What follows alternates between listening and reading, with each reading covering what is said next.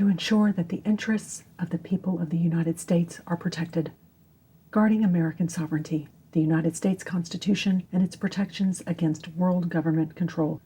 Guest essayist, Andrew Langer. The beauty of the American Constitution, as originally conceived, was that its authors recognized the inherent dangers of concentrated power at the highest levels of governance and created a structure that both constrained the federal government's powers, while at the same time enumerating that the balance of those powers would be retained by state governments and, by extension, local governments, since most local governments are creations of state governments and the people. The American founders did this because they recognized that the bulk of public policy decision-making was best left to levels of government that were closer to the people. Those levels of government better understood problems in individual communities and local governments, and governance were more easily controlled by citizens within those jurisdictions. But in the wake of World War I, also known as the Great War, or the War to End All Wars, there came a call for greater international cooperation by governments, if not some kind of outright global government. And out of those calls came, first, the League of Nations, and then, after the League of Nations failed to prevent World War II, the United Nations. The First World War was commonly referred to as the Great War because of the war's truly devastating scale in terms of both lives lost and people injured, as well as the impact it had on infrastructure. In fact, across the globe, you can still see the impact the war had on surrounding environment. As a result, there was a call by leading nations to create some kind of instrument of global cooperation and disarmament to prevent just that kind of war from happening again, a League of Nations. And the League of Nations met with limited success in spite of the fact that the United States didn't join, even with President Woodrow Wilson's advocacy for just such a league. But because the League failed to grasp geopolitical realities, such as what the sanctions on a post-World War I Germany might have on that nation's ongoing politics, that body failed to prevent the Second World War from occurring.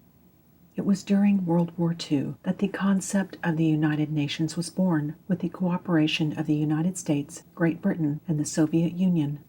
In 1945, as the war was drawing to a close, the leaders of the Allied powers agreed that following the war's end, that such a body would be developed. In June of 1945, just after Germany surrendered, the UN Charter was created. In October of 1945, 2 months after Japan surrendered, the Charter was made real. To be clear, the United Nations is not a world government, though there are some who would like it to be. Clark Eichelberger, a 20th century peace activist and advocate for both the League of Nations and the UN, wrote in the Annals of the American Academy of Political Science in 1949 that world government has evolved and will evolve through the United Nations. The United Nations is the beginning of the process we need. But in the last 7 decades, despite great efforts on the part of some to make a global government manifest, this has not occurred. The UN has no power to tax, no power to directly regulate. Any interference in intergovernmental disputes or in civil conflict can only come with either the agreement of local governments or, in rare occasions, with the decision of voting members of the United Nations. When it comes to involvement of the United States, the U.S. relationship with the UN is similar in most respects to how the deals are made with most foreign agreements, i.e., through the Constitution's treaty powers. Essentially, from a constitutional perspective, the involvement of the U.S. in the UN is not dissimilar from other bilateral between the U.S. and one nation, or multilateral between the U.S. and more than one other nation, international agreements. In fact, the only way for the United States to be legally obligated to cooperative policy decision-making by the UN is for Congress to ratify whatever policy United States diplomats are considering signing or have signed. While those obligations are to our partners at the UN, the legal portion of it has to do with the agreement the U.S. government has with its people, i.e., to only be bound internationally through ratified treaties. This is because those international agreements, once ratified, become U.S. law and enormously difficult to disentangle once put into place. Take the North American Free Trade Agreement, NAFTA, for example. Though not an agreement through the UN, it bound U.S. trade policy for decades and became enormously difficult to reform despite the negative impacts many in the United States were seeing. In contrast, the Kyoto Protocols on Climate, a climate policy agreement negotiated via the UN, was never ratified by the U.S. Senate. Many in the U.S. had deep and abiding concerns about the impact the policy obligations of Kyoto could potentially have on the U.S. economy.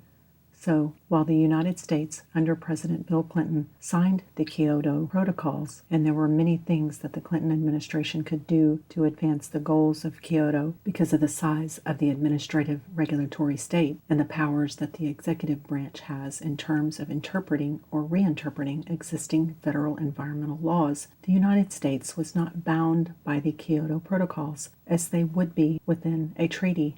Central in all of this is the issue of sovereignty. By definition, when the United States, or any nation for that matter, enters into a treaty, they are giving up some measure of that nation's sovereignty in favor of international cooperation, usually as a result of a combination of negotiation and compromise. As was demonstrated by the withdrawal of Great Britain from the European Union, multinational cooperative governance can have huge implications for individual member nations and their citizens, something British Prime Minister Margaret Thatcher had warned about when the EU was created. The further removal from the local population that government control becomes, the more onerous the burdens those governments can impose. With that comes a real difficulty in forming policies that reflect what local populations need and take steps to protect those populations from harm. It could be said that Prime Minister Thatcher was echoing the concerns raised by her predecessor in office, Winston Churchill, who, despite being instrumental in the creation of the UN, had concerns of his own. As reported by the New Republic in 1949, Churchill, as he confessed at The Hague in May 1948, never accepted the concept of the United Nations. He feared the consequences of a system where there was nothing between the supreme headquarters and the commanders of the different divisions and battalions. He wanted a world organization made up of representatives of regional associates. Thankfully, given protections that the U.S. Constitution affords, the people of the United States can rest assured that their sovereignty will be protected from a United Nations becoming the kind of multinational governmental behemoth that the EU became. This is due in no small measure to the United States Constitution's mandates about the Senate's advise and consent role in terms of treaty ratification. If the foreign relations team of a U.S. president were to fail at their job or to be seriously compromised in some measure in terms of international negotiation, and as a result the U.S. were to give up a great deal of its independence, its sovereignty, it is left to the Senate to ensure that the interests of the people of the United States are protected and that the agreement should not be ratified. It is important to also note that Congress has a vital role to play in terms of internationally cooperative military activities. The UN has no standing army, another aspect of its existence that makes it fall short of a world government. It relies on its member nations in order for it to engage in any military action, usually under the auspices of peacekeeping. The President is obligated to inform Congress of any military action that falls short of a war, and the President has 90 days before Congress must take action on whether to continue such operations. In terms of ongoing peacekeeping operations, such as those that occurred in the Balkans during the 1990s after the collapse of the Yugoslavian government, Congress also has the power to give or deny funds to such efforts. If Congress doesn't want U.S. military personnel involved in a specific peacekeeping mission, then Congress can specifically block the executive branch from spending funds on that mission. In terms of the relationship between the United States and the United Nations, the obligations of the U.S. are not entirely different than any other treaty-governed relationship that the U.S. may be obligated to. The issues of sovereignty and compromise remain the same, and the relationship between the executive branch and the legislative branch in terms of the power to negotiate and the power to ratify are maintained. But, as always, it remains left to the people to ensure that both branches protect the interests of the American people in the long term.